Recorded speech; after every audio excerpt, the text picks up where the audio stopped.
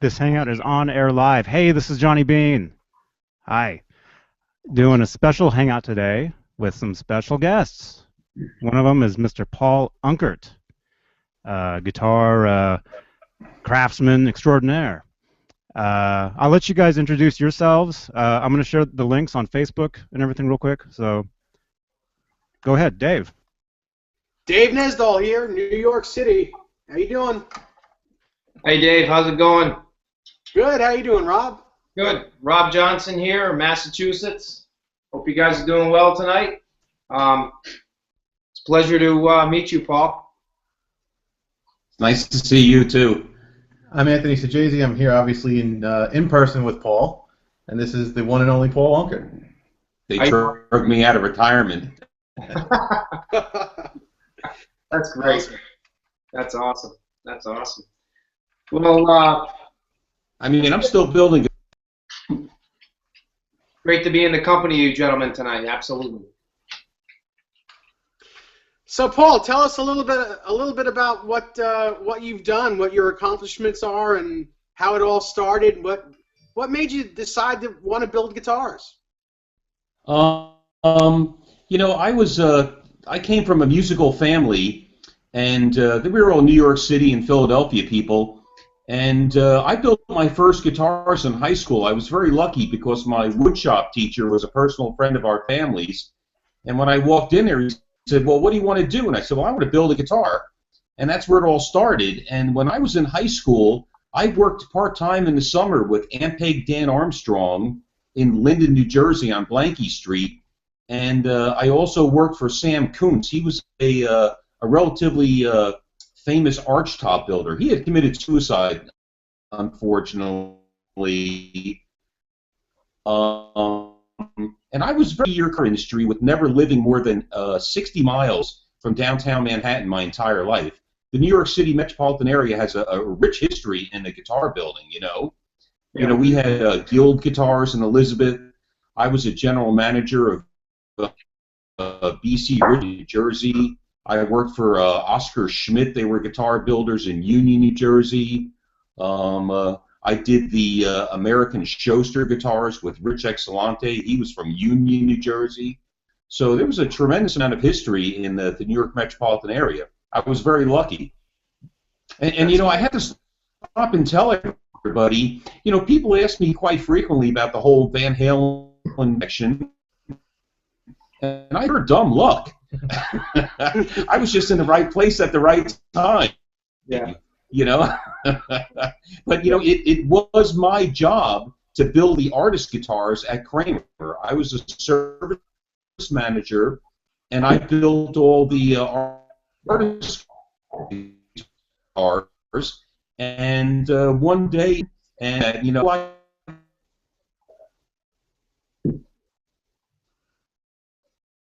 all those red, white, and black guitars, I was only at Kramer Guitars for 18 months. Wow. Wow. 18 months. Yeah, that's incredible. That's really incredible. That's a good stroke of luck there. Yeah. Hey, Paul. I was very lucky when I... Yeah. No, go ahead. Continue. Okay. I have to say that, you know, I'm 60 years old now. And when this happened, I was a 25-year-old kid, as was Eddie Van Halen. You know, we were children, essentially. And, you know, it was everything was just in the right place at the right time. The marriage of Kramer Guitars, Floyd Rose, who I have to say was a really cool guy, and I really liked him, and he was actually an accomplished guitar player, and Eddie Van Halen. What a marriage, what a magical thing that was, you know? That's universal setting perfectly. Right? And I have to say that Eddie's definitely one of the top 5 guitar players of the 20th century. That guy, you know, I'm not a big fan of his musically, but I tell you what, when I hear that guy play, the hair goes up on the back of my neck. Yeah, definitely. Hey, I think we probably all say he's number one. Okay, yeah. Let me say something real quick for anybody who's watching this. Please do not call me in the Hangouts. Yeah, I got the same call. Yeah, please do not call us. If you want to get on here, you can text us. Do not call us though, please. Yeah. Okay. Yes. There Paul, we I have go. a question for you. approximately in that 18 months that you were in the Van Halen connection, approximately how many striped Kramers did you do for Ed?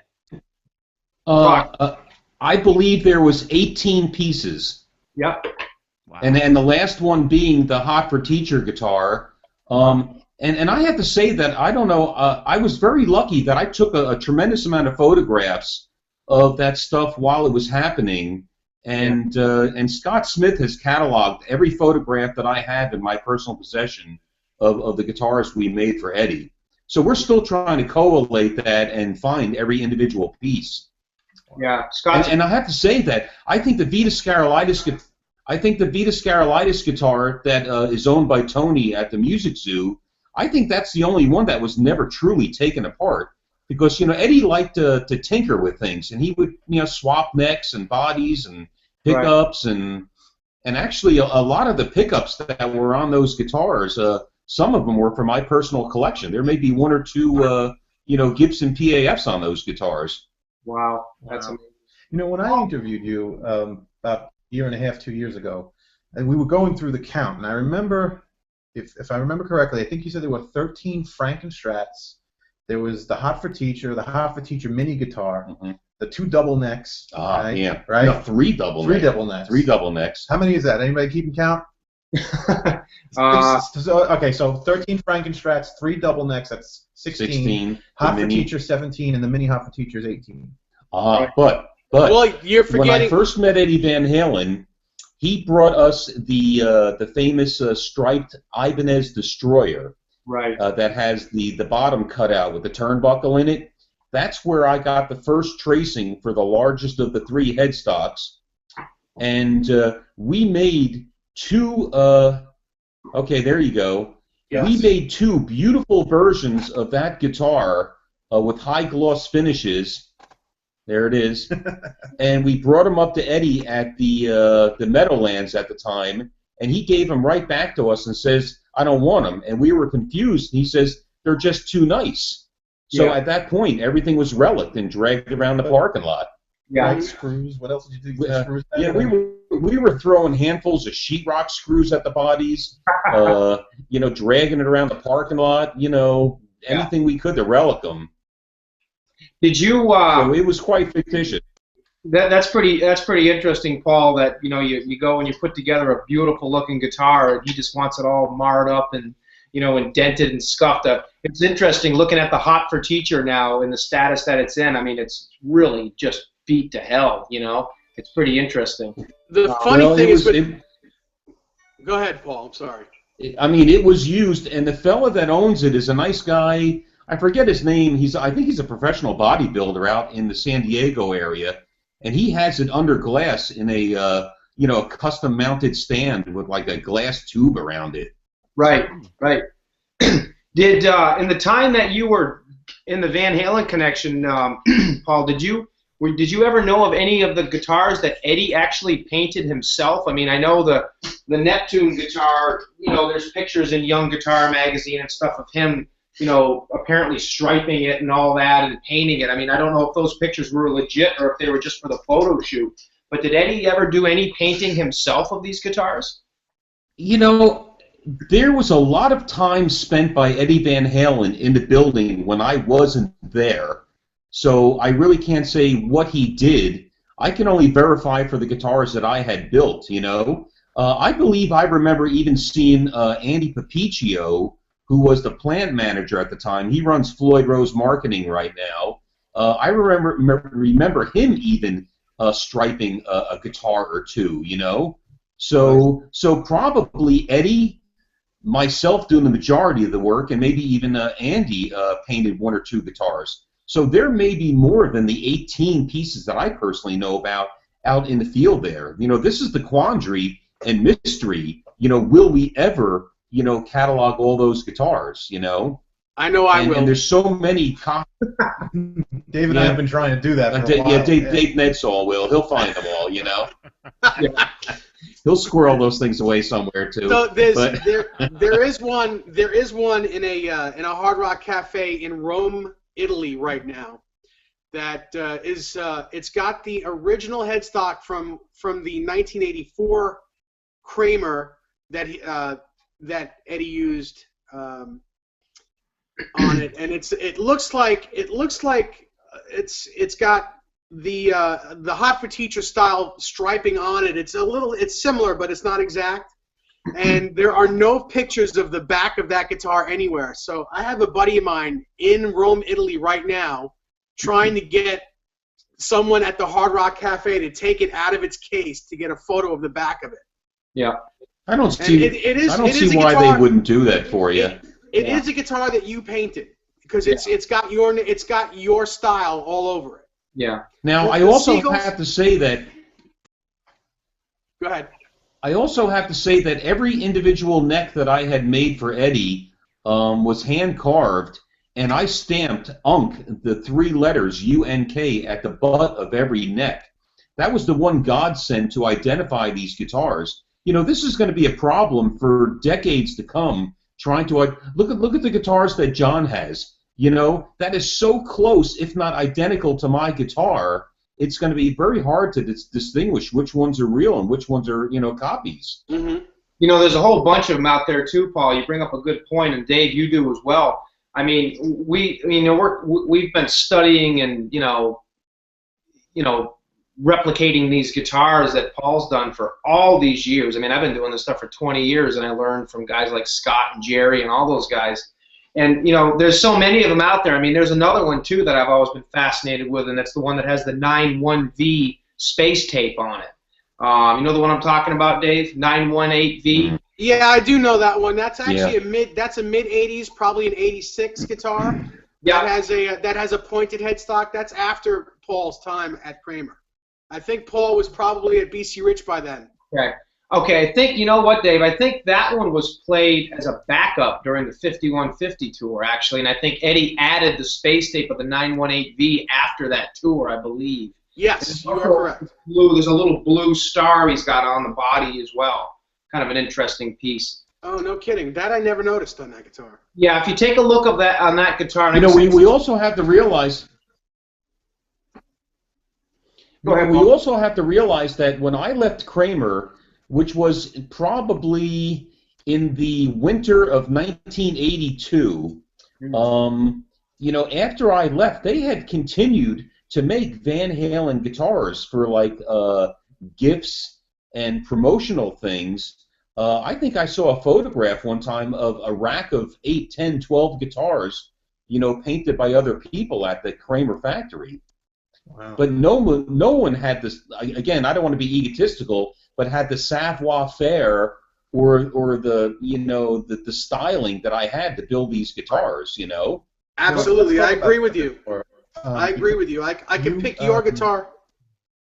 Go ahead. Go ahead, Dave. Finish your thought, and then I'll go on. I could absolutely pick any one of Paul's guitars out from any. You can put 100 guitars striped like Eddie's guitars, and I'll pick every one of Paul's out because I know his style. It's absolutely like any artist or any guitar player worth his salt. You can tell who it is within 2 or 3 notes of them playing, or the stroke of the brush. The crazy thing is, so many people have tried to build these guitars over the years, and they go to the hardware store and they buy 3/4-inch masking tape and they stripe the guitar and they paint it and they look at it and they go, why doesn't my guitar look like Eddie's? And at the time when I was working at Kramer, I was not making my own masking tape by cutting my own stripes. I would take like a 2-inch piece of tape and cut a couple 1-inch stripes, some 1/4-inch stripes, and they're all willy-nilly. Nothing was straight, Yeah. I think the Japanese guys made the real definitive copies of my guitars, right down to mistakes I made in the paint. That blew me away when I first saw those coming out of Japan. And I have to stop here too, and I keep mentioning Scott Smith. When I built all these guitars, I left Kramer with a less than sterling situation. I wasn't very happy when I left that company, and I kept all this Van Halen stuff very close to my chest for many years.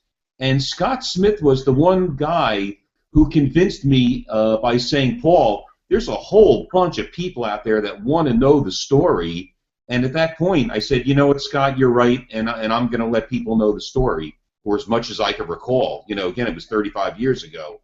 So we all owe Scott Smith a debt of gratitude for Absolutely. finding me and getting me back from under a rock. Yeah, You know what? Scott's right. Thank you, Scott, if you're right. watching. Yeah. You know what's funny, Paul and Dave and Anthony and Johnny and everybody, you know, I remember in 1990, and I brought this up before, we've done some more of these video calls. I remember in 1996, 95 or 96, there was a website that was called Unchained World, and it was a Van Halen replica website. And there was a couple of guys. There was Scott Smith, there was Eric Broadbent, there was Jerry Leka, all guys that have been in this game for, you know, a long time doing these replicas in this thing. And I'd been a Van Halen fan myself since, you know, 1984, 83, 84. Anyways, I had built guitars. And I somehow was able to make contact with Scott.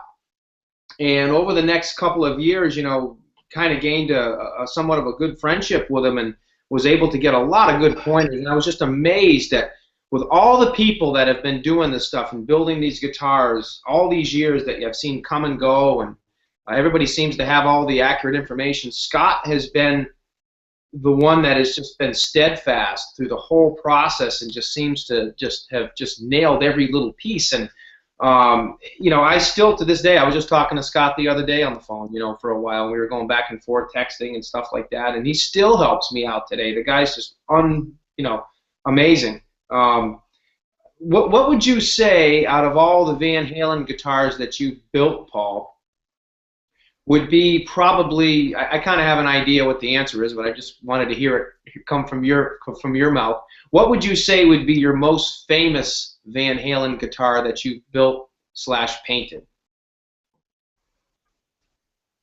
Wow. If you had to pick one. I would have to refer that. Ooh, man.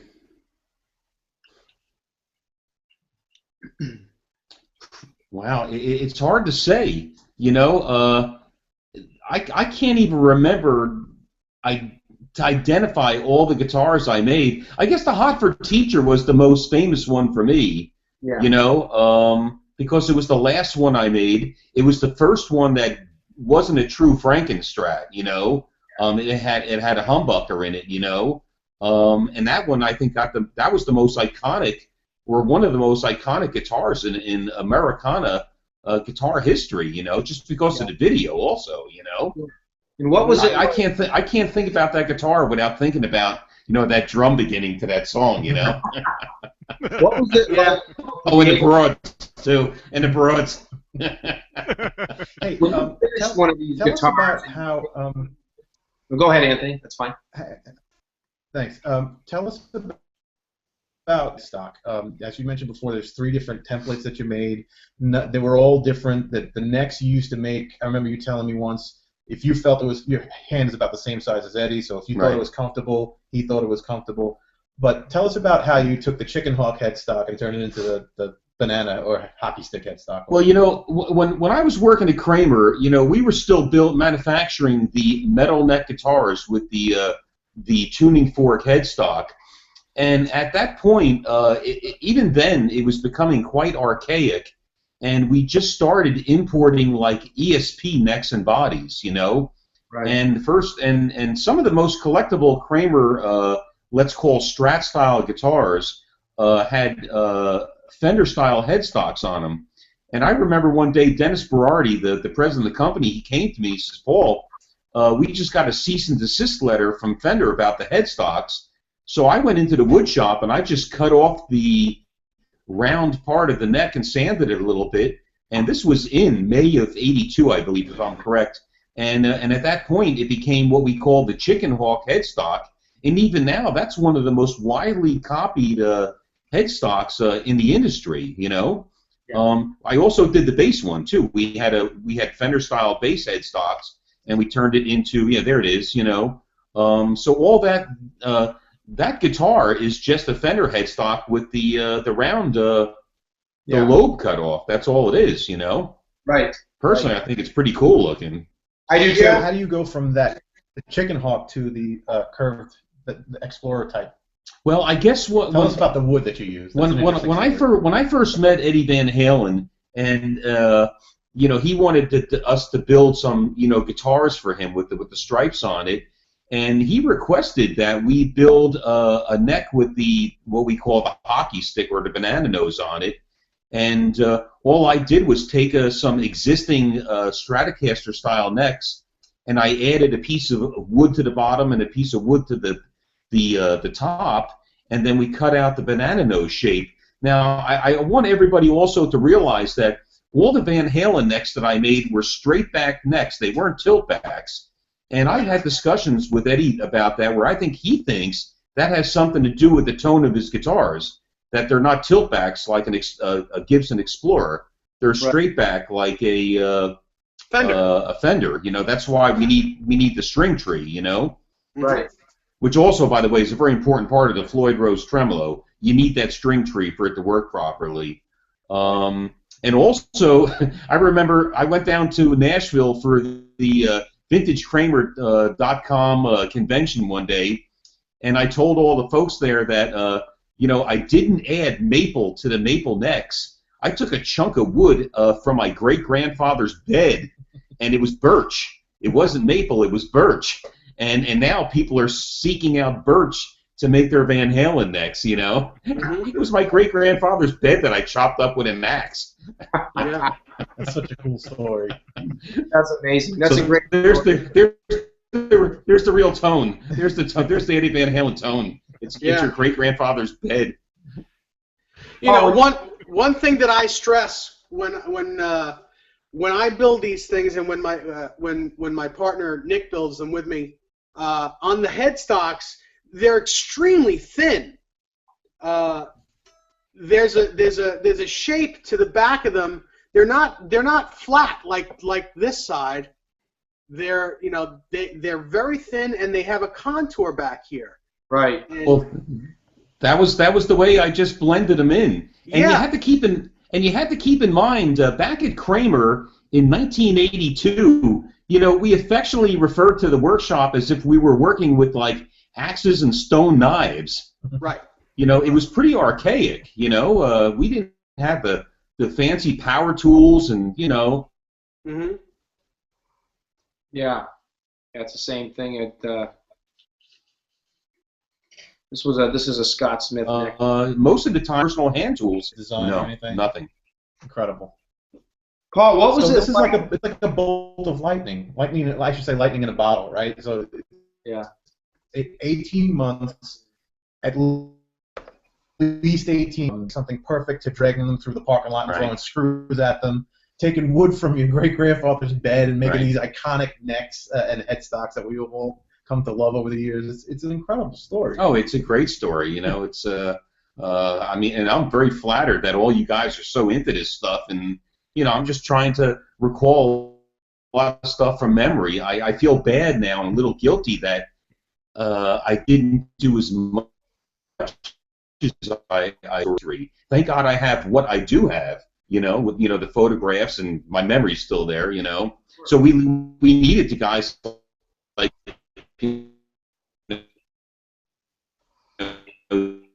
Dave and Scott and all you guys to keep. American history, it's music history. I mean, look at this. You're at a point now where there's guys all over the country participating in a conversation about this. Now, Right. This could never have happened a couple of years And you ago, know, it's funny too. Fellas call me from all over the country, and when they get me on the phone, they go, "Is this really Paul Unkert?" And I go, "Well, yeah." You know. Yeah. And I'm happy to talk to anybody who wants to call up and talk about this stuff. I may be a lot of people could even get to Eddie Van Halen. Yeah. So I'm happy to help these kids. Yeah. Or Paul, what was it gentlemen. like? Oh, it's funny because that's how the connection started. Dave called me one day. He said, "Yeah, I called Paul." And I said, "You called Paul Unkert? You got to talk to him on the phone?" And that's how all this happened. Right. Yeah. Incredible. Paul, what was it like when you would finish a guitar and you'd finish painting it and you would actually hand it to Eddie Van Halen? Was he, in some cases, like, "Wow, this is great, it's exactly what I wanted," or was he like, "This thing totally sucks, take it back, I don't like it," or was it a combination of the two and somewhere in between, depending on his mood? I'll tell you what, even though, you know, I'm not the originator of the striped paint job, that's all Eddie's, you know. Right. And I believe he has a registered trademark on Oh yeah. red, white, and black, black and white, the bumblebee thing, you know, and his proprietary artwork.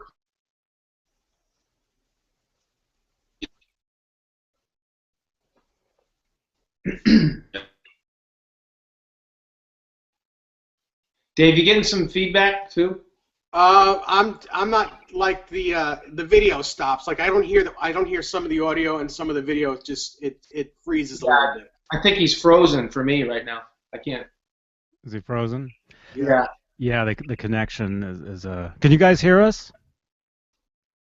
Paul and Anthony? Maybe they're just sitting real still. We might have to start this over. We're getting a lot of questions though. Thorn's guitars are Oh, there they are. and shortly after that we went into the Van Halen thing, and a lot of people don't realize that the first Van Halen tremolos didn't even have. That's how archaic that stuff was. So we went through a lot of changes. Wow. And but Eddie spent a lot of time at the factory. I'll tell you one thing. You know, he liked Heineken beers, he smoked Marlboros, and he liked White Rose hamburgers. That's funny. Hey Rob, show Paul your Rockinger Bridge guitar. I think, yeah, thanks, Dave. Definitely. We were just talking about this the other day, Paul. I have a 1982 Kramer Pacer Imperial, and it has Rockinger Bridge on it right here. Wow, it's intact.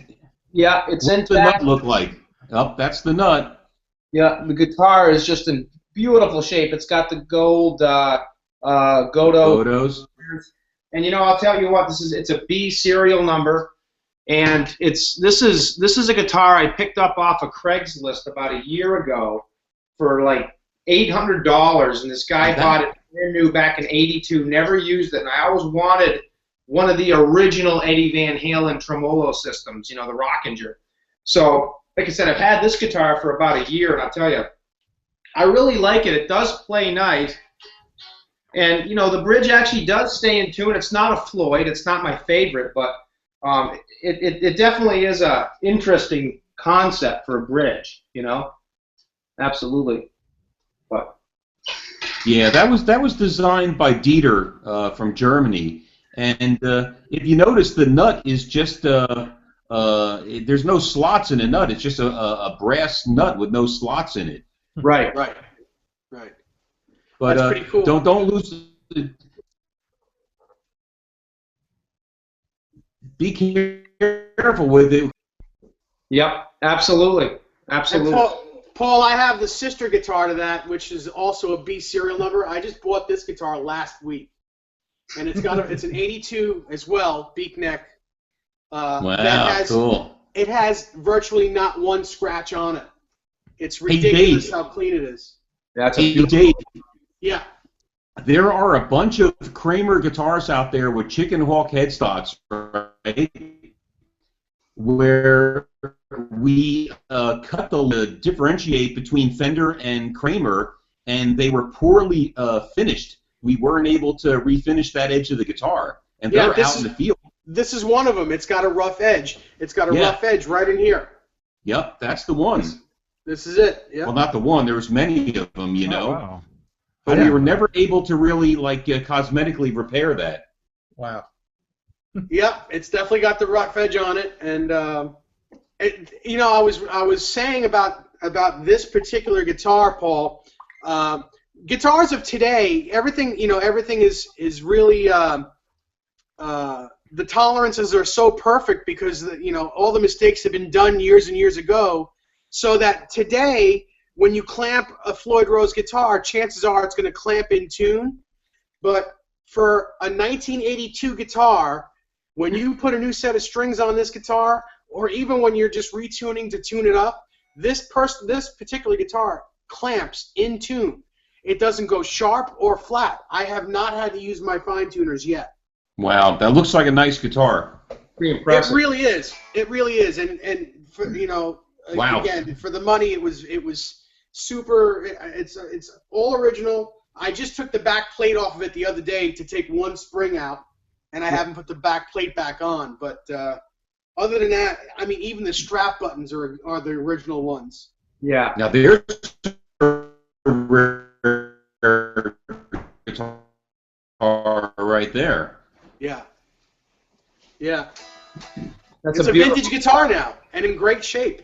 That's absolutely beautiful. You know, Paul, there's another one that I built back recently. I thought you'd get a kick out of. You probably recognize this one. It's Oh yeah. replica of the tape guitar, the electrical tape guitar, and it has the Strat style, headstock on it. The Kramer. It's not a real Kramer. It's just a Strat. Okay. With a logo on it. Now, an Ed's original one, he actually had the Rockinger bridge on this, and I did not put one on this. I actually just put a gold Floyd on it.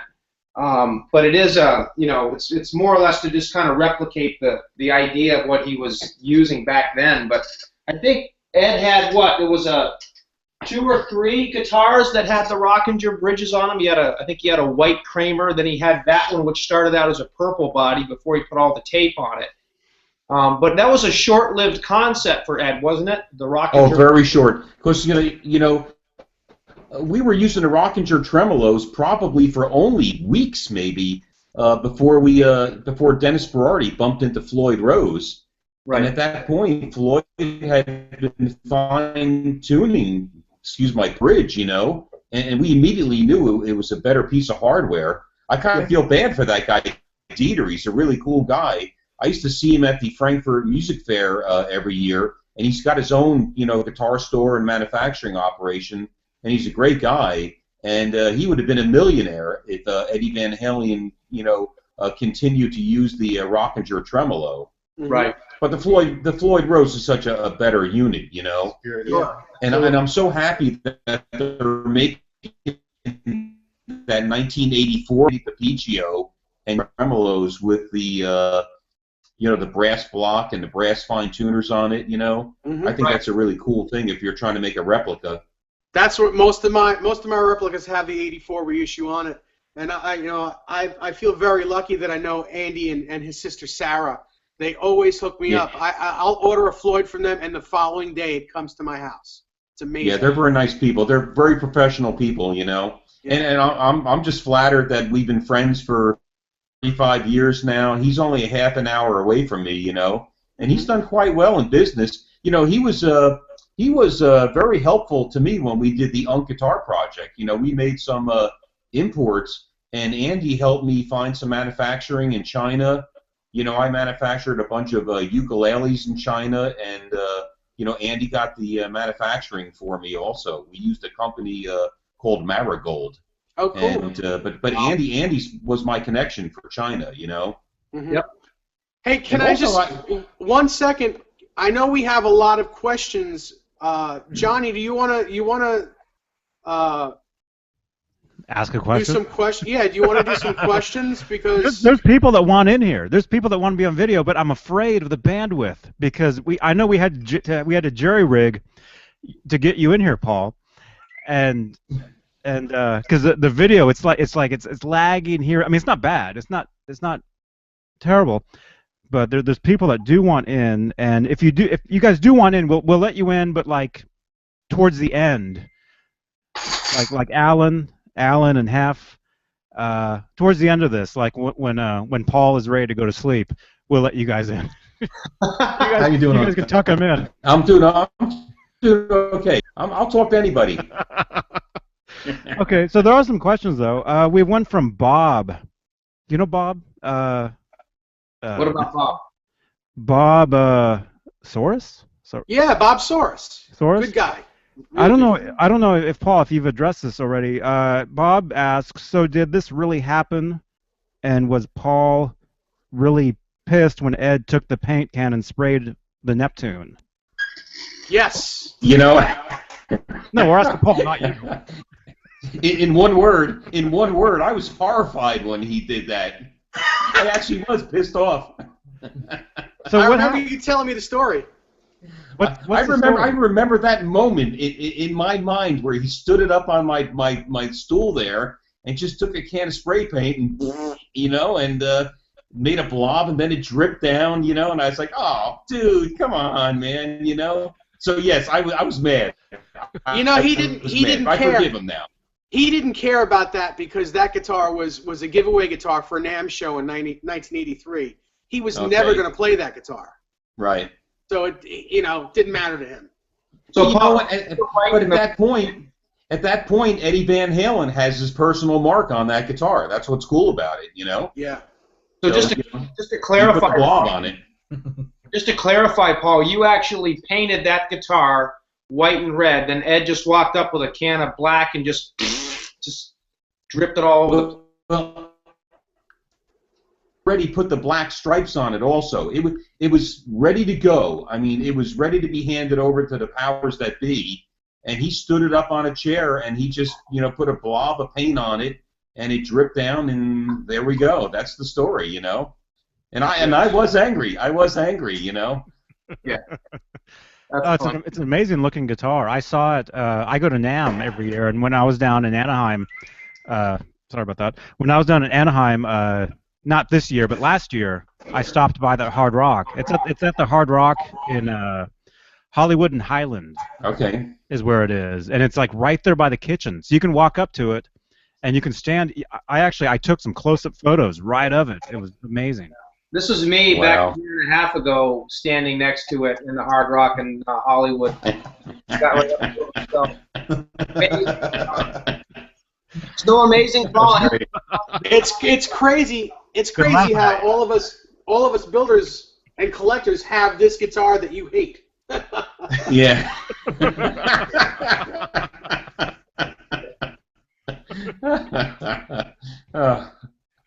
And there's going to be many more to come, I'm sure.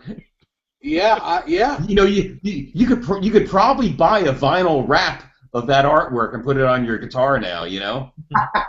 I know it. No. Yeah. Yeah, absolutely. Okay, here's another question. Guitar, by Alberto the way. asks, what was Eddie's guitar action like? Was it high or really low? Good question. Eddie, when I worked with Eddie doing the Frankenstrat guitars, he preferred a very thin neck from the top of the frets to the back of the neck. He liked a wider fingerboard. If we had 1 3/4 inch necks, he liked that, and he used it extremely low action. Mm-hmm. Low action and nines. Yep. It's funny you bring that up because if you follow the EV fan question, and you know, I guess somebody writes the response based on something Eddie says, and what he mentioned specifically was that he would lower them to touch the frets and then back them off just until they stop. Yeah. Does that sound about right? Yeah, he liked a very light action, and keep in mind this is at the time when he was developing all that finger tapping thing, you know. Yeah, Right. Dave's got the right action. There you go. You know, Paul, It's probably how I measure it, Paul, is I measure. so.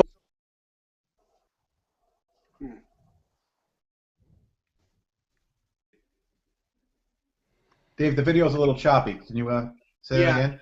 How I measure it is, for me, at the 12th fret, I measure 1/32 at the 12th fret, and that's as low as you can get it on this, on the flatter necks like this. This is probably a 10-degree radius, 10 to 12, which is what they were back then. And Right. To get it so that you can do maybe a 2-step bend without it fretting out, the lowest you can go is 1/32. Right. With nines, if you use any heavier string, first of all, it doesn't really work the same, but you have to have higher action with heavier strings. Yeah, but Eddie liked that low action. Yeah, me too. Do people bring up the Butler tray thing much in the back where he would flip the guitar up to hold it horizontal? Yes. Do people have an interest in that thing? Yeah. Yes, people do, and you know what? All of my replicas that Eddie had the originals of have the actual holes in the body for the tray table. Right. Every one of them, every one that he had on his guitars, if I have a replica of it, it has the holes there for it. Yep. Mine too, Dave. Yep. You know, the interesting thing about the Butler tray is I made the first one out of wood, which was also made out of my grandfather's bed.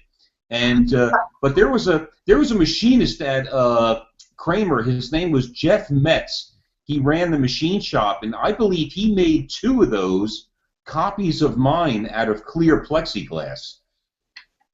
So I believe there's 2 plexiglass ones out in the field somewhere right now. Yeah. Yep. But that was a short-lived thing also. I don't, it was too goofy, It just never worked for stage use or anything, Yeah, he used it on the one tour in The only time he 1984. used that was on 1984. 1984, yeah. Yeah. Mm-hmm. Do you think that added some weight Hey, to the do guitar? you have one of those things? I don't have one because I can't play like that. Yeah, Yeah, okay. This whole thing is I don't know how to do that stuff.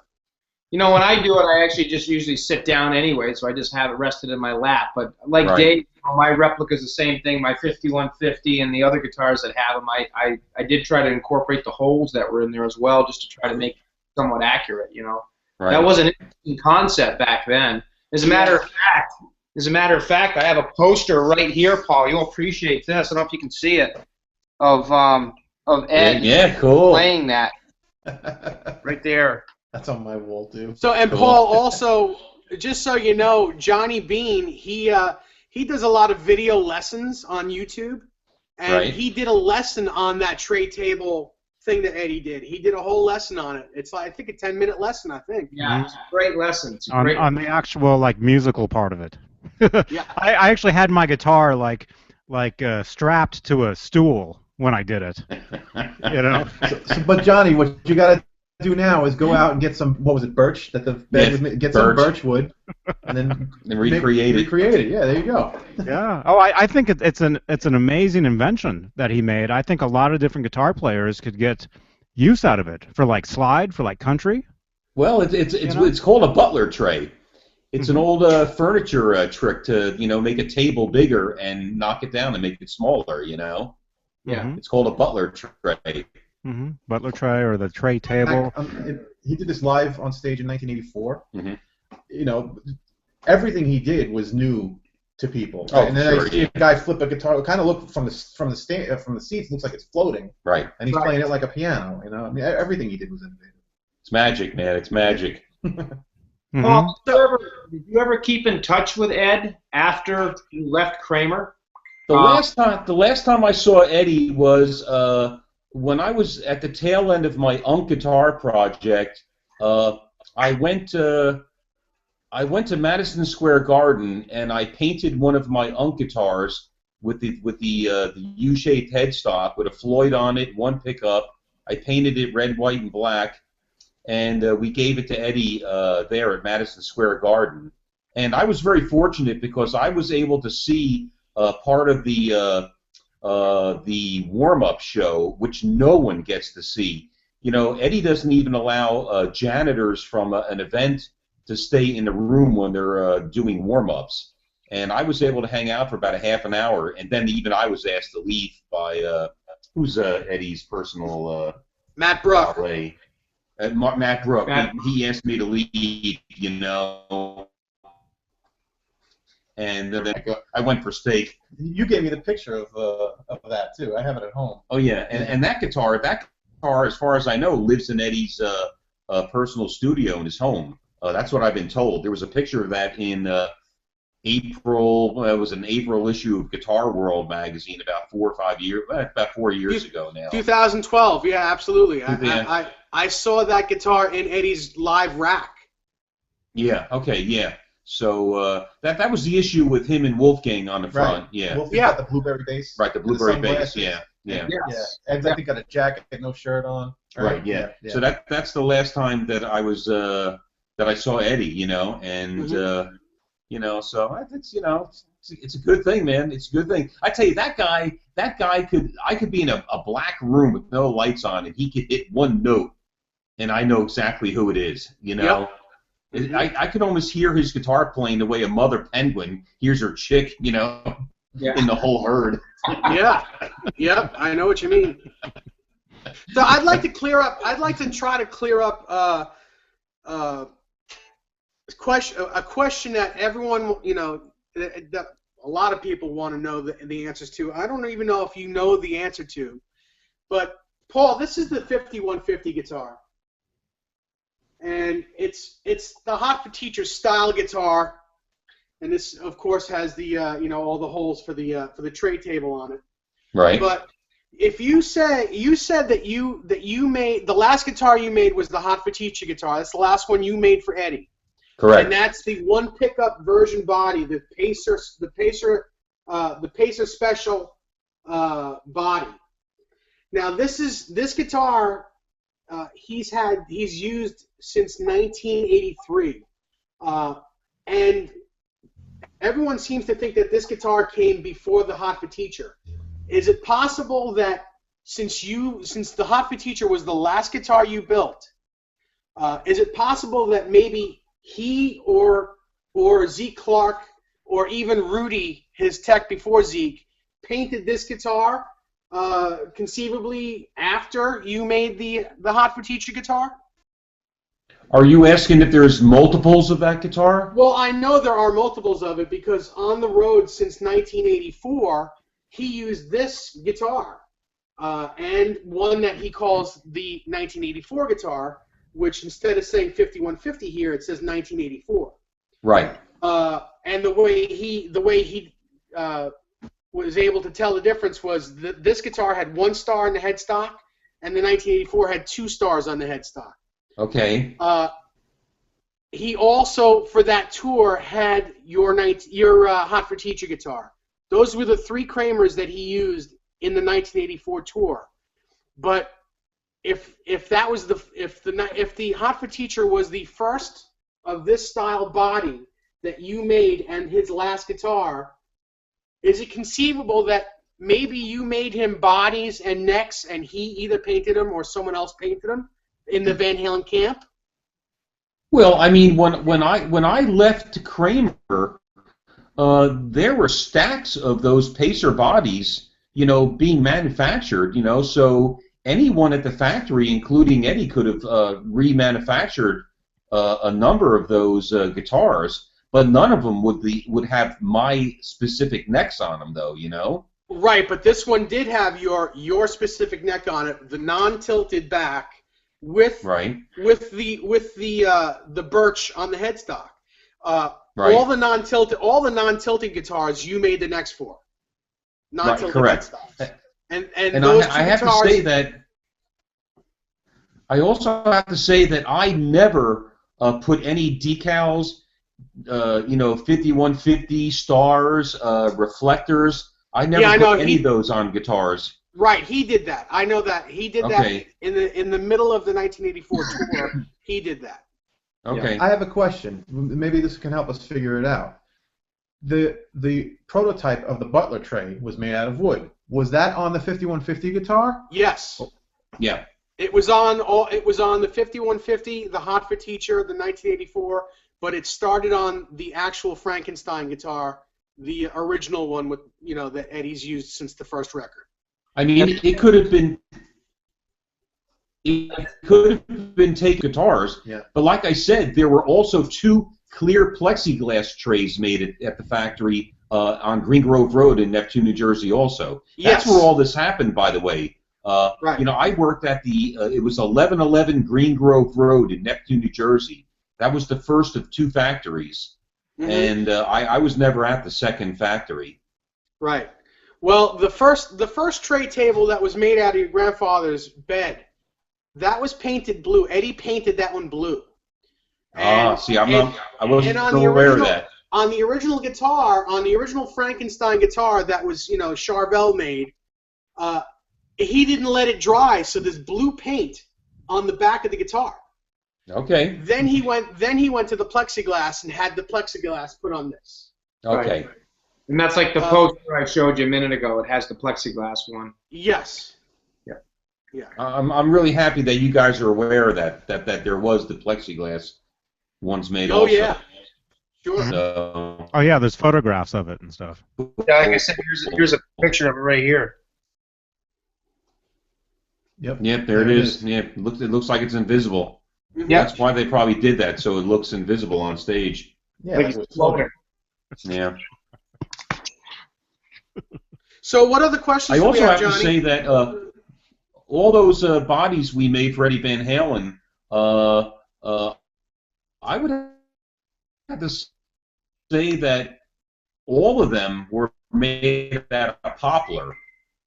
Thank you. That was Yeah. guitar. A lot of guys ask me what the body wood is, you know. Yeah. And even now, you could get a pacer body made out of alder or maple from Scott Smith, but mine were all poplar. Yes. And they only made them out of poplar and maple, correct? And all Eddies were poplar. All Eddies were poplar. You know, like you said you had one of the Walker bodies. The Walker bodies were made out of maple. Yes, I'll show that to you right now. I have that right here. I'd like to see that.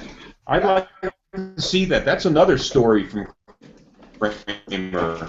Here you go, Eddie Paul. Van Halen. Paul, here you go. I'm ready. Look at this. Hold it back a little bit. Bring it Sorry. back, Dave. There you go. There it is. Can you see it? Okay, now, I see it, but I never painted a Walker body red, white, and black. Right. That was, I can't remember the guy's name that painted it at Kramer. The headstock was the original headstock from the Explorer looking one. Okay. That he took off that guitar because he didn't like that shape. You know, the one you guys painted red and white, that was the Explorer shape with the, you know, I guess it's an X or star shape, whatever. Oh, that was the Ibanez Destroyer. Yeah, the one you guys that made it look like the Ibanez Destroyer. He took the neck off of that and slapped it on a maple body at Kramer just to make sure it would go together.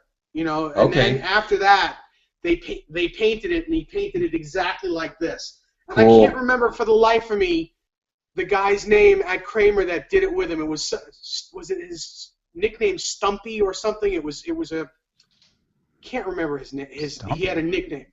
Yeah, Johnny, you know what? do you remember that? Do you remember that interview, Johnny? I'm sorry, what guitar are you talking about? The Kramer ad. Yeah, I know what you're talking about, Dave, and I just was reading know. Vintage Kramer the other day, and I can't remember his name. I'd have to get on and take a look at it, but I know who you're talking about. Well, we have people watching this. If anybody knows what they're talking about, let us know. But here's the guitar. You can clearly see the horns on the guitar are much larger. It's a bigger body than any Pacer guitar. It's really heavy. This guitar is probably about 9 pounds.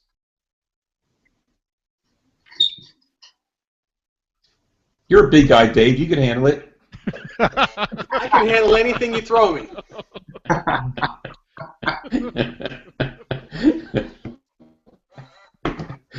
gonna have to remember that line. Yeah. You're a big guy, Dave. You're a big guy, That's right. Dave. That's right, with a big Hey, heart. Johnny, do you have any other questions there? Oh, I got a lot of questions. I'm just, well, let me see. Let's see if we can crash this party. Alan. Let me see if I can get Alan in here. Alan, he keeps asking me. He's got this super long question. Let me try to get him in here real quick. You guys can continue. Okay. I just have to find him. While we're waiting, tell us a little bit about your time at BC Rich, Paul. Yeah. I was working for Roger Sadowski in Manhattan, and I was building guitars for Roger about 2 days a week while I was working at home, say 4 days a week. And I got the offer to become the general manager of production and manufacturing. A fellow named Randy Waltuck owned the company. And Randy has recently just died last year. I'm horrified by this. Oh. And but you know, we paid, I believe, Bernie Rico, who was also dead. We paid Bernie about $22,000 a month for the rights to manufacture BC Rich guitars and also import guitars from Korea. We used a company called Seihan from Seoul, and we imported probably about 1,500 guitars a month from Korea. And myself and a crew of about 9 guys, including Tom Henry, who's now out in the Phoenix area. He was our painter and artist. We manufactured probably in about 2-3 years, probably about almost 2 BC Rich guitars right in Warren, New Jersey. Wow. We had a lot of fun there, though. We had a lot of fun, maybe too much fun. That was the problem, Mm-hmm.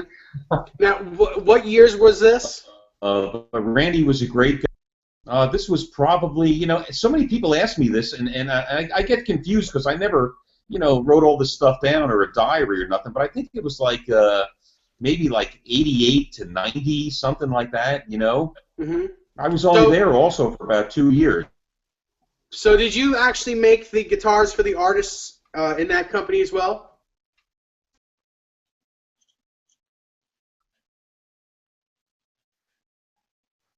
I think we froze up again. Oh, there was a kill. Dee Dee Verney was Randy Waltuck's pet artist, He was a bass player. He had a band called Overkill. I designed and made the Punisher bass for Gene Simmons there. Sure. Wow. Yep, I designed that guitar. And but we tried to revamp all the original BC Rich bodies. I have to say that working at BC Rich is where I really realized that there were more guitar shapes than just Strats and Les Pauls. Right. Yeah.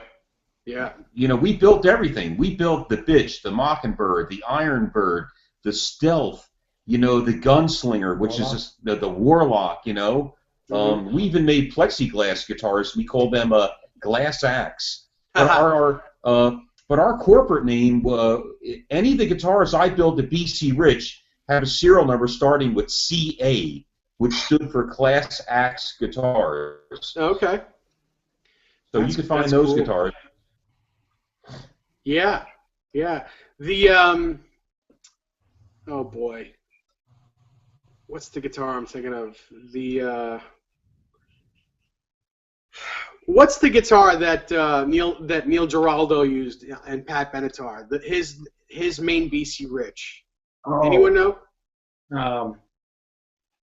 And Paul just said it, and I can't remember what he just said. I can't. Did I say Stealth or Gunslinger? Gunslinger. Gunslinger. That's it. Yeah, Gunslinger.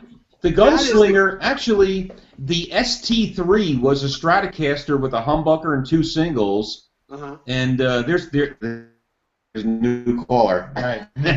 Was a 1 humbucker Strat style guitar with a pickup on an angle. Right. So it was the ST3 and Gunslinger were the same body shape, just different configuration of pickups.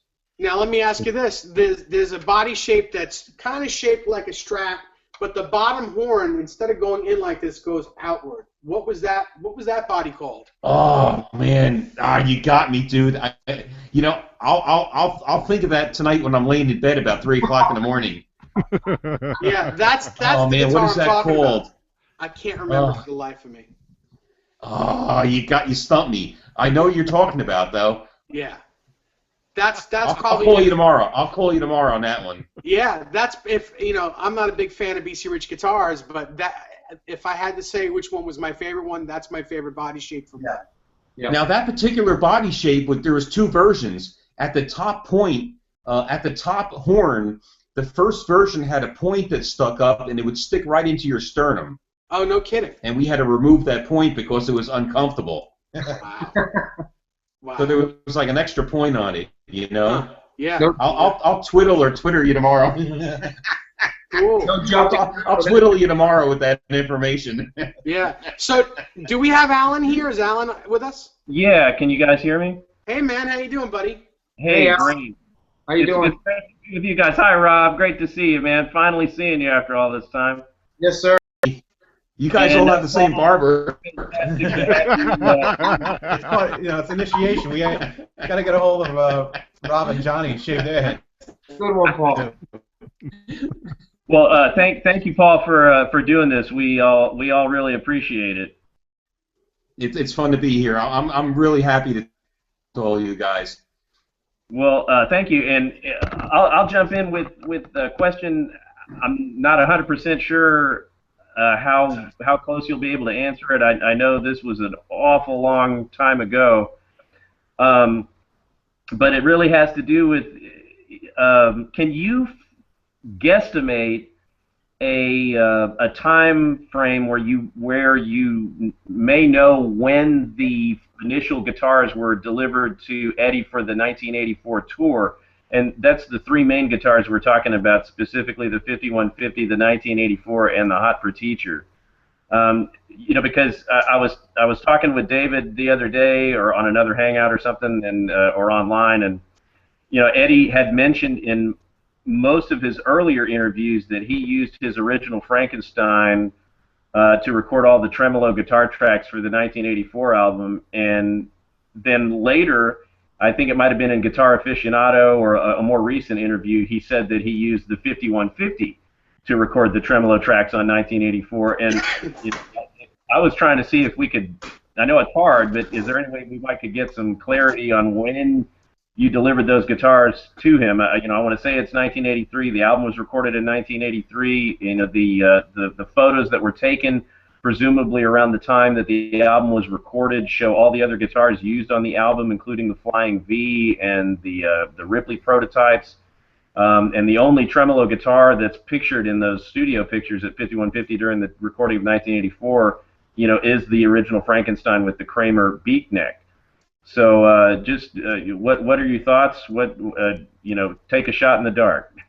Well, you know, all I could say is I left my employ of Kramer Guitars. It was January of 1983. Okay, that was the last month that I was at Kramer. You know, I actually left while all the powers that be were actually out in California. You know. So that's when I had just finished all that stuff. Was you know, the Christmas, you know, era of late '82, early 1983. That was it. That was the end of my tenure there. You know. Yeah. You don't have any shipping manifestos? Or I have no information of shit. You know, a lot of this information. You know, because he was the plant manager of Kramer Guitars and was and still is a very dear personal friend of Eddie's, you know. And of course Floyd Rose and Andy even owns Floyd Rose Marketing right now. But yeah, Andy's, you know, it's funny how Andy also kept all this stuff very close to his chest.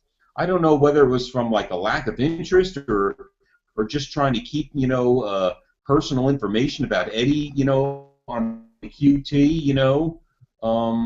But I would have to say, you know, somewhere early 1983, you know, winter, spring of '83. Okay. Well, that I hope that helps, you know. No, that's helpful, and that is helpful to know that you know that the time that you actually left, and you know that you had completed those guitars already, whether or when they were delivered to him. You know, there's no telling because it may have been delivered to him like months after you left, even. You know, the three guitars. Yeah, that could be correct. I just don't have that information. You know, I just don't have it. You know. You may have made there may have been bodies and right. The neck he could have swapped a neck that you made. For example, let's say for argument's sake the 5150 was completed by Ed or his tech, but the neck was you made that neck. Well, there were components left over at the factory that could have been, you know, put together, you know. So, hey, Dave, can I tell a funny story? Sure. You know, at that time when I was there, John McEnroe and Vita Scarolitis were at the factory occasionally, and I got a work order to build a Van Halen style guitar, pacer body, you know, hockey stick neck, Floyd Rose tremolo, and I was told to paint it camouflage. So I built this wonderful Van Halen style guitar in a camo finish, which was very popular at the time. And when I finished it, I brought it up to the front office where John McEnroe was, you know, patiently awaiting his guitar, and I handed it to him, and he says, "Wow, it's a great guitar, but I can't use it." And I went, "Why?" And he goes, "Well, I'm left-handed, and I built a right-handed guitar." Oh, that's so funny. Where is that guitar now? And I wasn't a tennis fan, so I didn't know. You know, Yeah. I wonder where that guitar is right now. That guitar is a $1 million guitar. That's Where is $1 that million guitar now? guitar. Wow. and it's made out of $300 of parts. Yeah, that's crazy. Hey, Alan, just to get back real quick to your question you asked, it's funny because you kind of sparked a memory. You had mentioned something about, when Ed was recording 1984, did he use the 5150? Did he use the Frankenstrat? And I also remember exclusively, I have the magazines. I have stacks and stacks of magazines where Ed says, point blank, he recorded the album on the Frankenstrat and used and played the tour on the 5150. And I think as the years go on, I think Ed forgets what he did. There's been a lot of things Ed said recently that are very, inconsistent with what he said years and years and years ago. Like he said when he was doing the Dwyer and Michaels interview with the two dorks, back in '04, he said that, he gave Wolfgang the 1984 Kramer guitar, this one right here. Wolfgang now owns this guitar, and he says, the picks, that were still on there from the 1984 tour were still there. Well, that can't be because he used that guitar in the 5150 tour for Good Enough with an A bass string. So I think Ed forgets a lot of this stuff as he gets older. I don't think he remembers it all. So I would still, this is just my opinion and means nothing more to anybody, and I could be wrong, but I still believe what Ed said back in the day when he said that the album was recorded on the Frankenstrat but was played live on the 5150. Yeah, I agree 100%. Yeah. Yeah, I agree as well. That's probably It true. makes sense. It makes a lot of sense. Although that, also too, we know now that obviously probably Eddie's, one of, if not the favorite neck that Eddie ever played was 100% certainly the 5150 neck design, and made and shaped by Paul, and we know obviously about the Ernie Ball Music Man neck profile, that's on the guitar that I have right now, and Rob's guitar, and David's guitar, and that shape just became his absolute favorite, and there's that's a guy that went through a hell of a lot of necks, no question, and he really favored that one overall. So Yeah. That's a tribute to what Paul accomplished with just that one neck. I know he probably had no idea it would be significant in any way to that degree, but it's a big deal. Absolutely. Yeah. Well, Dave, I think there's even I think even Ernie Ball copied a mistake I made in that neck. I think there's like a dent behind the fourth fret or something. There is. There absolutely is. Yeah. That's great. Yeah. That's great. So what you did by hand, freehand, They copied with a computer and a laser and mass produced. Right, yeah. Great. Paul, just so you don't have to call me first thing in the morning or in the middle of the night, a buddy of ours, his name is Teddy, just texted me the name of that guitar from BC Rich. It's called a Seagull. Seagull, that's right. He's correct. Yes, right. Yeah. Wow. But there were two versions of that body. One had the point. Yeah. On the top horn. Wow. That's cool. So now you don't have to worry about it. Okay. I don't have to twiddle you tomorrow. Yeah. Hey, I've got another quick I don't one. have to tweet or whatever they call that, Yeah. I don't do joking Twitter. about using Twitter and social media. Twatter. You don't, and neither does Paul. Paul basically is kind of an off-the-grid guy. He's old school. If you want him, you got to call him. Yeah, you call me on the phone. We're looking at his website. It's a static website. It just says his name and address, and there's phone number. If you want him, call him. Right? You don't advertise. No All the advertisement. work comes to you. People ship you guitars from all over the place. But I have to say that I answer every single phone call that comes into my shop, personally. Watch tomorrow. I'll be in. You're going to be in on there.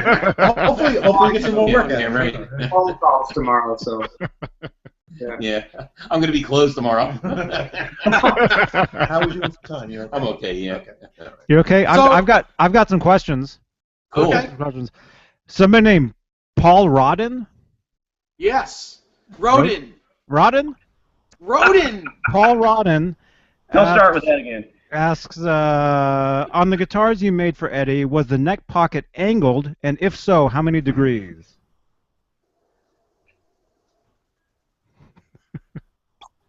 angles at all. They were flat, square pockets, but I would have to say that each one of those necks probably had some sort of shim inside. I would cut shims out of like a they had a mesh sandpaper, a roll of this mesh sandpaper stuff. It was like khaki colored, and I used to cut copies of like Fender shims, and usually Eddie Van Halen's necks had a square flat pocket with possibly 2 of those particular shims in it.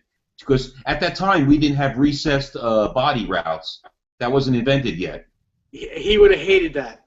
Oh yeah, he wouldn't have liked it. Yeah. But yeah, usually the pockets were flat, just like any other Fender guitar, and there was like 1 or 2 shims in there to get the Floyd high enough, you know. Yeah. Even though Eddie only liked to go down, he didn't like his tremolos to come back up.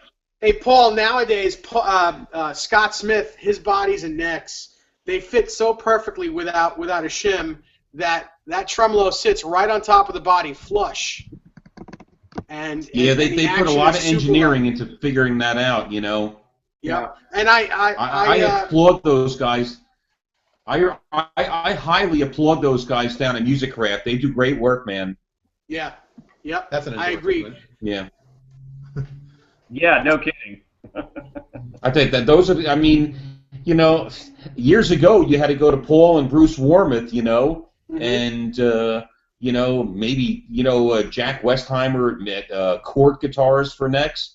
But Music Craft, they're the go-to guys now, man. They'll make anything for you, you know. Yeah. I mean, they manufacture the components for my UNK guitars. Can you get the necks from them right now? Can you get the necks and bodies for your guitar now? Yeah, I mean, my program is down there. I actually have material that I own, you know, on their shelves. But, you know, the only problem is if I wanted to make an UNK guitar, I would have to probably order about 5-6 pieces at a time to make it worth their while, you know. Right. You know, Really? they use these big CNC machines, you know. They can't just knock off one piece. It's not worth their effort, you know. Right. Huh. I mean, they would do me a personal favor if I asked Jim, you know, or Scott, you know. But, you know, I wouldn't even do that to those guys. They're in business to make money, you know. I mean, they love building guitars, you know, and they have a passion for it. But, you know, it's a business. They got a lot of overhead down there, you know. Because you know, I don't have a striped UNK guitar. Well, Only Eddie does, right? I don't even want to bring that subject up right now, but I think there's I'm not saying a thing. Well, I'm not looking to resell it. You know, I actually have a friend of mine who does some work for the Rolling Stones, and he's actually painting a couple of UNK guitars with stripes on them right now. You know. Yeah. But I have nothing to do with it. I'm not touching them. I'm not touching them. Yeah. You guys are all going to go to jail, you know. Yeah, I guarantee that Eddie Van Halen knows about my collection already. I guarantee. I don't even know how to even put a guitar together. Wasn't me. Everybody's nervous now. I got receipts for all of mine. Yeah, none of these. Everybody's nervous. To me, these aren't mine. I don't really. So funny. Well, hey, What let's other Great. You look behind everybody. There's like the most behind them, an older one. Now you come to Paul's house. There's a picture on the back of the wall. Yeah. That's it. Or no, even worse. Even the worse is a freaking ukulele. Oh, that's fantastic. Is that an ukulele? It's an ukulele. It's an ukulele. That's great. So what we need to also cover here is that Paul is an amazing guitar player. I actually saw him. What do you have, a 61 Strat or 62 Stratocaster that you play? Well, you know, let me stop you right there. I play in 2 different bands, and I don't play the guitar. So everybody knows, I play upright string bass in a bluegrass band, and then I play tenor ukulele in a 1920s and 30s cover band. Yeah. So I don't play the guitar at all. Yeah, but I saw you play an old Strat one time when I was there, and you. Well, played, I have. Man, I have your runs. You did this legato run that was like, it blew my mind. I'm like, this guy plays guitar better than he. You know, it's ridiculous. You should be on the road playing professionally. I only know that one lick. Well, it's good enough. It's good enough. But I know it really good, man. Put on a good show. Yeah, I do it really good. Yeah. Quality, not quantity, right, Paul? Right, yeah. That's But I so got a couple funny. of pre-CBS Strats, though, man. I got some nice Strats. Yeah, and a great super reverb amp. Yeah, I'm trying to sell that right now. That's Oh, the cleanest one in the country right now. That's cool. Yeah, I have one behind me too. I don't know if you can see it, but I have a 65 super reverb against the wall. Somewhere That's here. mine right there. If you guys can see it. Oh yeah. 5. Now I tell you what what one of my favorite amps is right now? I have a Fuchs Clean machine, and I use a 212 tone tubby cabinet with the marijuana paper speakers in it. Oh sure. Yeah. Yep. Nice. That Those guy's speakers gone are- now too. I think he's dead. Oh really? Wow. Huh. Wow. All right. Are we all frozen? Let me hit the pause button. I think we're all right. Everybody's just breathing. Yeah. Johnny, you got another question for us? Everybody's terrified now. No. You Sorry, watch. Johnny. Next time we'll do one of these videos, you'll see all those guitars will be gone. Yeah. Their houses. I can picture all you guys in black and white striped suits. Yeah. Red, black, and white striped suit. Yeah. White and black. Yeah. That'll be the new prison. That'll be the new prison jumpsuit. Eddie's jumpsuit, right? Yeah, but Yeah. Eddie'll send the warden cease and desist. Yeah, the warden will get a cease and desist order. Yeah. That's funny. Hey, Johnny, I know you got some other questions probably to go to. I have a kind of a quick one to get back to the design of the 5150 and those really famous guitars. When you shaped the headstock, I'm given to understand that Eddie brought his 75, 76 Ibanez Destroyer to you, and you pretty much made a version, your own take on a headstock like that. Is that true? I have a 76, 75 Ibanez right here, and obviously it's a copy of the Gibson Explorer. It's got its own unique things. Did you have Eddie's original Ibanez Destroyer headstock to work from, or did you eyeball it? How did that work? That the first guitar that Eddie gave me to copy or work with was, you're correct, that Ibanez Destroyer where he chopped out the bottom and put a turnbuckle in there.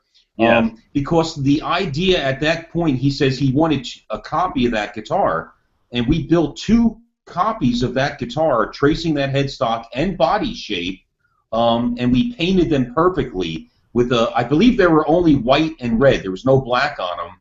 And Correct. then we put a very nice clear polyester finish on it, wet sanded it, buffed it, and we brought both those guitars to a concert at what was then the Meadowlands Stadium, and he returned them immediately to our horror and said, "I don't want them," and he said they're just too nice. And from that moment on, we just started building beat up, Frankenstrats, That predated the whole relic market back then. No, we built some of the first relics in guitar history. That's nice. Yeah. Oh, that's Johnny's. Now, I'm surprised people don't bring up the double neck guitars more. Those guitars had an aluminum 12-string neck on them, and then they had a wood neck on the bottom with, I believe, Rockinger tremolos. Yes. Yep. I think Absolutely. they had Rockinger Both tremolos. of them did. Yep. The yellow one and the red one. And no one knows, but I believe there was 1 yellow and black one, and then 2 red, white, and black ones. And Yep. Scott Smith is the only person that has the tracings of that body shape. I've been after him for a year to loan me that shape, and he never gives it to me. He's I've seen that guitar. I've seen his replica of that guitar. It's really insane. It's so good. So now, who was Eddie? Who was Eddie's tech? The guy from Kentucky? Rudy Lauren. No, not Rudy. Who's the other guy that worked for Reba McEntire, and he also worked for Poison? Was it Zeke Clark? That's not Zeke. No. Oh, That's another name. nowadays? A couple years Matt, ago, he Tom. Tom No, Weber. it's Tom Weber. Tom Tom Weber. Weber. Tom Weber. Tom yes. Weber. Tom Weber told me a story that original yellow and black guitar was supposedly being built for him, and I had no idea. I never met Tom Weber in the 80s. I didn't meet him until when I did the UNK guitar project, and he told me he was very angry that guitar was destined to go to him, and he never received the guitar. Yeah, I heard that story from Tom as well. Yeah. And he's a really great guy. I like Tom. Yeah, he hooked me up really well at this year, and he's always nice to me when I talk to him. So he's a great guitar player too. Yeah, he has an insane rig. He's got a wet dry wet rig at home. Just 3 cabinets. He's got the whole 9 yards. It's ridiculous. Wow. Yeah. Cool. But I was very surprised when he told me that guitar was destined to be his, and he never got it. It was some fluke with, Dennis Berardi, who was the president of Kramer at the time. Mm-hmm. Yeah, I think Eddie saw it. I think Eddie saw it at the factory and said, "I have to have that guitar," and they said, "Well, okay." That's probably. I tell you that Eddie got whatever he wanted at that factory. Yeah. Whatever he wanted, Sure. Mm-hmm. So he was endorsing. Yeah, he was the big guy. He was the big gun, So yeah. I tell you what, I had a lovely time working at Kramer. I still see a lot of the guys. There's a really great alumni of guys that still have never left the Jersey Shore area. We still see each other once in a while, and it's always kind of cool, And a lot of people don't know that I eventually went on to set up the manufacturing for Henry Vaccaro, who was, one of the principal owners of Kramer guitars back then, No kidding. And that was the whole connection I had with, like, Johnny Cash and, all those guys. Wow, I didn't know That's cool. Yeah, definitely. I had no idea. Yep. So probably the only reason I didn't go far in Kramer was because I wasn't Italian. Too bad you didn't know me back then. See, to work at Kramer, your last name had to be like Costello, Papiccio, Berardi, Yeah. It's all the Italian guys, Yeah. But they were all great guys, man. They really were. They were cool guys. Very cool. What other questions we have, Johnny? Anyone else? There was a couple questions. I think we're good. I mean, yeah, Alan had to split. That's why he's not here. And Hef went to bed. This other guy who wanted in. Yeah, we can always do this again. Yeah. Well, hey, yeah. Let's just. I think we can wrap it up. Now, let me ask a question. Sure. Is there still a VintageKramer.com? Are all those guys still hanging out? There is the website, Paul. That's still up and running. Matter of fact, I'm just on there the other day. I don't know if it's being, how greatly it's being managed or how in depth it's being managed or worked on, but it is still up and running. I've been on it. Yeah, those were a fun bunch of guys. They had, some of the guitars that those guys collected and exhibited once a year at their little forum was truly amazing. Yeah. Yeah. It's got a lot of good information on it too. A lot of real. Aluminum neck guitars. Guitars like Dave's with rock scene. Versions. For sure. Yeah. With the T-shirts. They were just good T-shirts. Oh. Yeah. That was a great site. When I first got on the internet in the late '90s and early 2000s, all the vintage Kramers, all that stuff was really amazing to see. Right, wasn't it? Because all we had before that were the magazines, and that's right. There wasn't a way for everybody like us to connect like this. Right. Yeah. Yeah. So once those websites started coming out, then it's kind of weird. We found out that there were other nuts us and other guys building and doing it just for the love of it. And Yeah, sure. There was other bald Van Halen fans.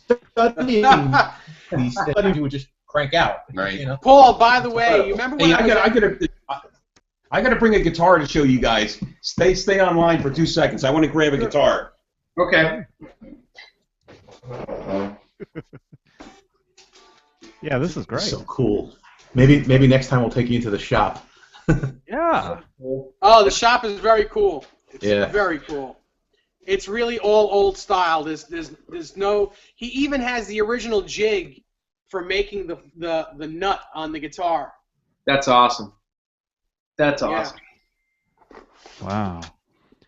Wow. Here's a quick question, Alberto. Any of you guys can answer this. Did vintage Floyd Rose arms have play the way Eddie did? Yes. The Yeah, way Eddie absolutely. did? It depends on how you set it up because it's. Whoa. Oh yeah. Can you guys see this? Yeah, sure. You were telling me about that guitar. This is the first wood neck prototype guitar made at Kramer before we went into the like the ESP necks and bodies. We just made about 6 wood necks identical using the machinery we made the aluminum neck guitars out of. Wow. Pretty cool, huh? Oh, that's amazing, man. One of a kind.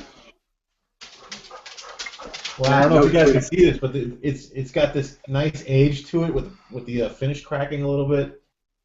Oh, that's cool. Natural relic. So this thing just lives in my shop, just getting beat up on a daily basis, you know. I just want to make you guys drool a little bit, you know. 1 second. By next week, Can I Dave. touch it? Yeah, that'll be hanging on my Next week, wall I'll have soon. copies of it.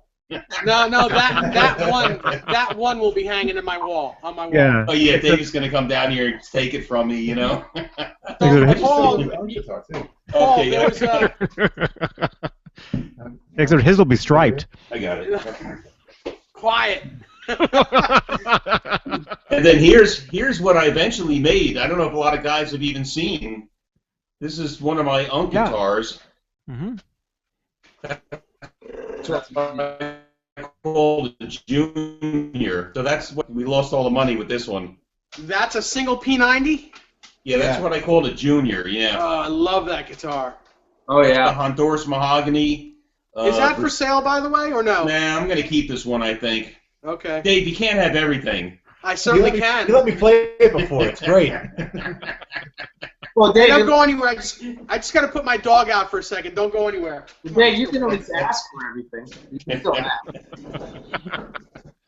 Oh man. So those guitars that you make now. I was watching. I saw that you were at NAMM. What? Maybe a few years ago. Right. Showing off your guitars. Yeah, we went. We did about 3 years at NAMM, and we did 3 Frankfurt music fairs. Oh, cool. But it's really not the way to do business anymore. You know, if you go to NAMM, you have to have all your ducks in a row. You just go out there to get signatures on contracts and then party. You know. Uh-huh. Which I like to party at NAMM. You know, it's always a lot of fun. Paul, Last do you time I was remember- there, I went to see Alice Cooper. Me and Alice Cooper, the 2 oldest guys in the auditorium, you know. That's so funny. You know, you got to give us a break. You know, Eddie Van Halen and I, we're 60 years old now, you know. Yeah. This all happened when we were like 25-year-old kids. That's what's so crazy, you know. Yeah. Yeah. That's why it's so flattering that you guys still have such an interest in this stuff, you know, 35 years later, you know. Sure. Yeah, I mean, the funny thing is, too, Paul, I mean, Dave, Johnny, and I, we're about the same age. You know, we're in our early 40s, you know. I mean, Right. 42, and Dave's around there, and, you know. Yeah, I'll be 40. I'll be 46. I'm the oldest of the bunch. I'll be 46 in April. Oh, you're still a baby. Well, that's what my girlfriend says. You look like a baby. That's very So, funny. but yeah, you were. We're all. It's funny. I guess we're all the same age, pretty much. So, well, my advice is keep it alive. Just keep building guitars, you know. Yeah. Keep playing, too. Oh yeah. Yeah. Yeah. Oh, you know, somebody asked a Thank you for question being real so quick. I was just going to say one thing real quick. Oh, you could probably make mention of this. Johnny, you were just asking a question that somebody had, and Dave, you started to answer it, and we started talking about some other stuff. But as far as the bars of the Floyds, like this is my '84 Kramer being, being kind of, I don't know if you can see that, being having play in it. It's all basically in the setup. I mean, with those old style. I mean, I have mine also where it almost feels like it's broken a little bit. That's how I have it. I like it. Well, you know what? That old style bar, I'm not quite sure, but somebody told me that piece of hardware was from a Mercedes exhaust system. Really? Shit. No kidding. Because you have to keep in mind, the plate that a Floyd Rose tremolo was built on. It's like a Z-shaped plate. Yeah. The base that's made by Bosch, the guys in Germany that build stuff for like the power tools and appliances, right? and they build a lot of stuff for Volkswagen.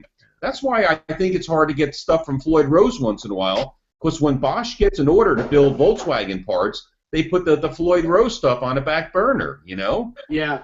But I think like what Robbie brought up, that original style arm, that crazy split nut that the arm just twists in with a mechanical thread. Yeah. I think that's an auto body part. That's and funny. Then eventually they went to the. Yeah, they went to the collar on the arm. The collar, yeah. Yeah. Yeah. Now, did you guys ever see the original How to Use a Floyd Rose brochure? Yes, I have one. I'm the hand model for that. Oh, really? Yeah, that's my hands in there. That's awesome. I have one of those brochures, Paul. Awesome. Yeah.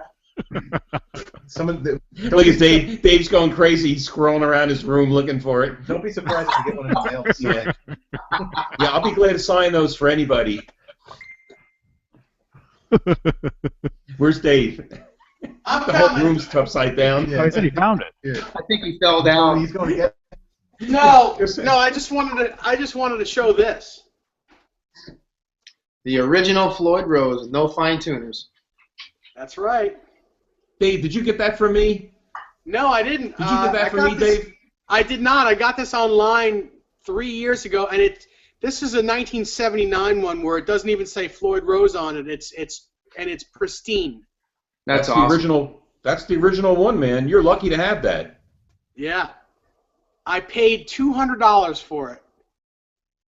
Wow. And that's in today's money, that's nothing for this. Yeah.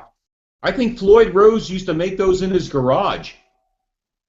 That's amazing. It's amazing. Those were made in the guy's garage. That's a handmade tremolo. And Paul, check this out. Look at this. You might remember me asking for these.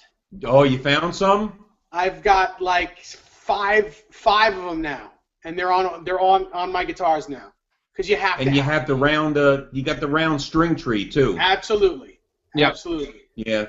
Even those clamp 150, Paul. Even on mine, I don't have that. I've been looking for one of those nuts. I mean, on mine, I have the right string tree, but I don't have the right nut. You don't have the right clamping blocks.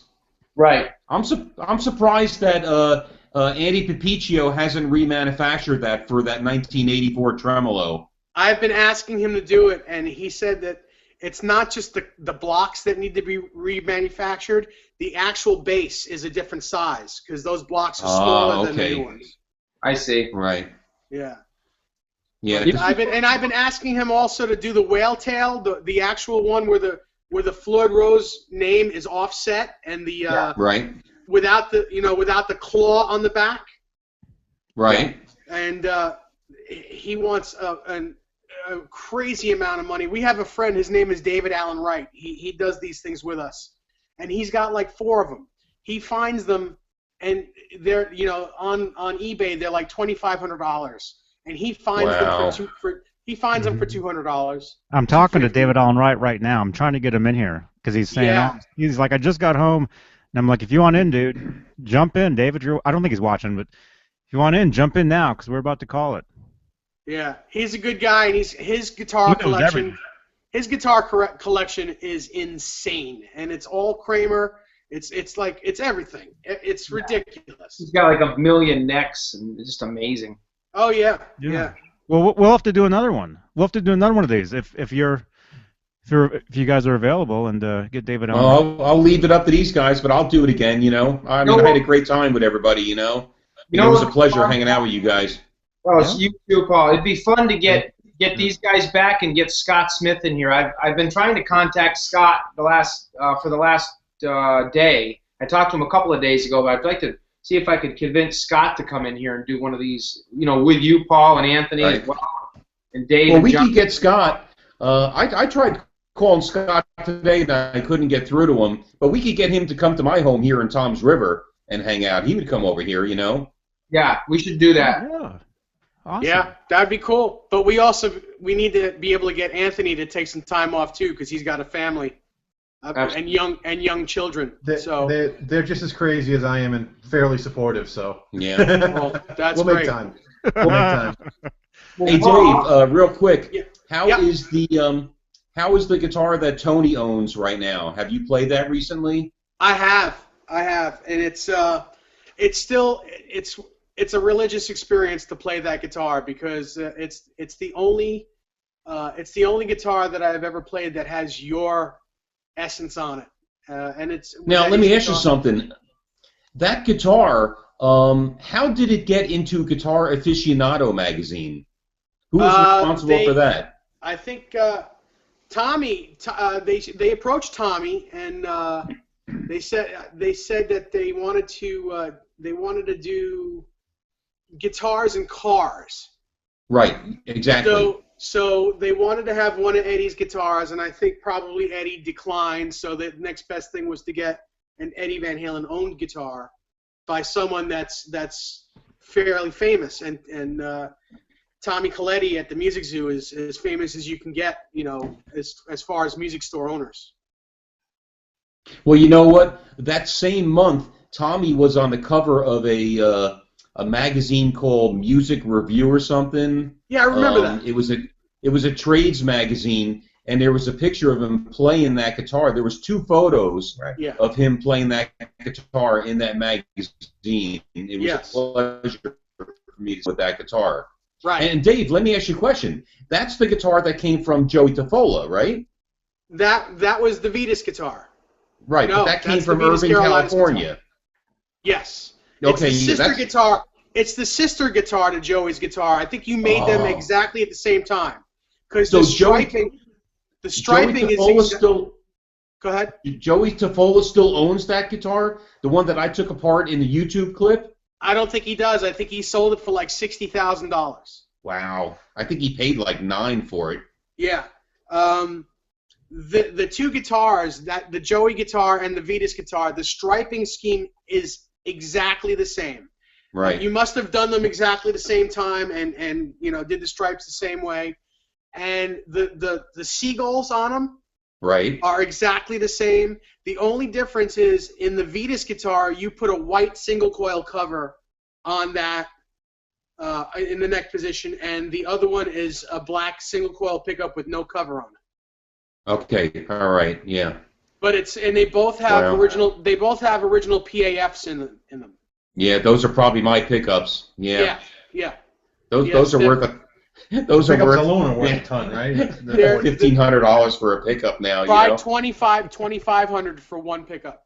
Wow. For one pickup between 57 and 62. Anything that's patent applied for, they're $2,500 a piece.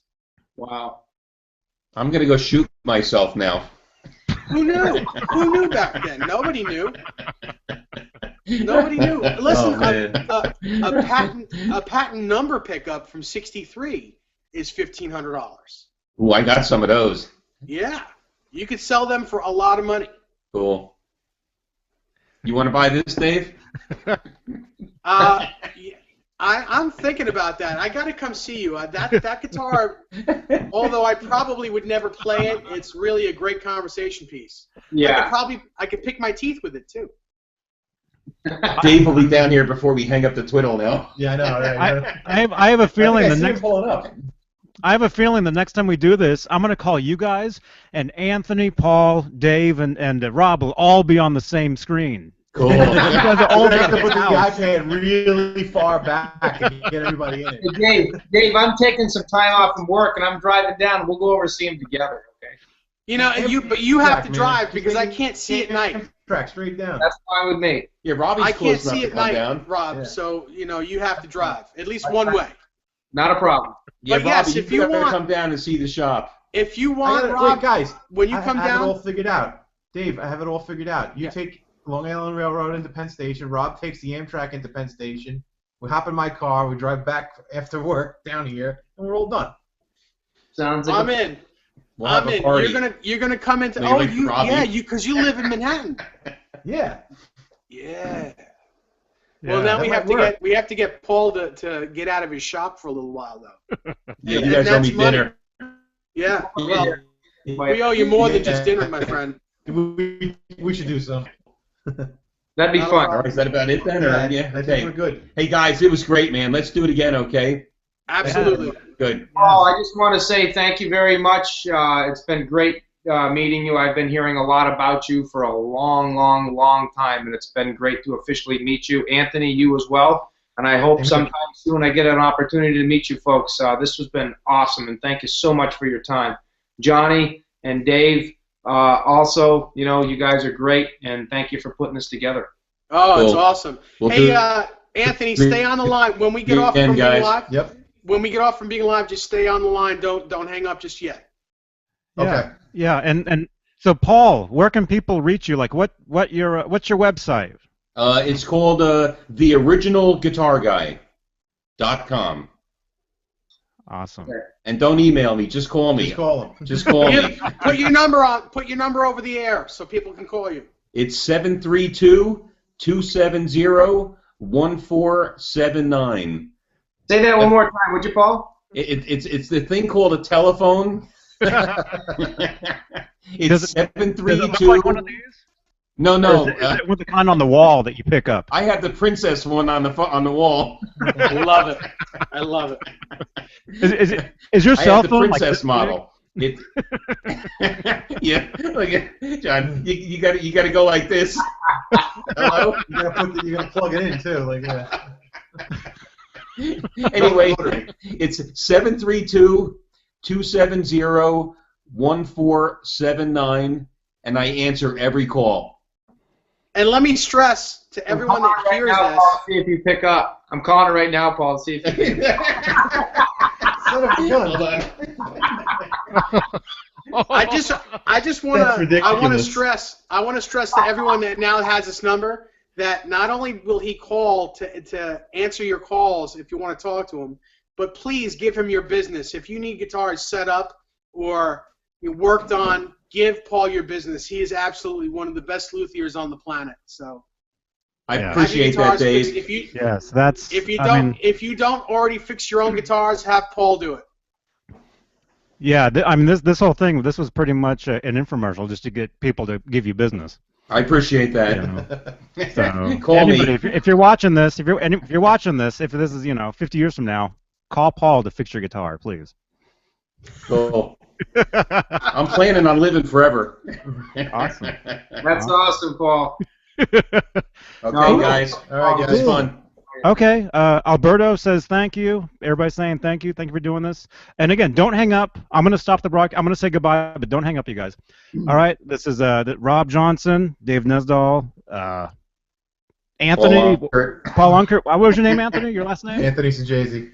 Sajazi. Yes. There you go. Okay, awesome. Awesome. All right, Johnny Bean, johnnybean.com. Thank you, everybody, for watching. If you have any more questions, you can leave them in the comments below. Or if you have questions for Paul, give Paul a call. There you go. There's your slogan. Give Paul a There call. it is. Give Paul a call. Better All call right. Paul. All right.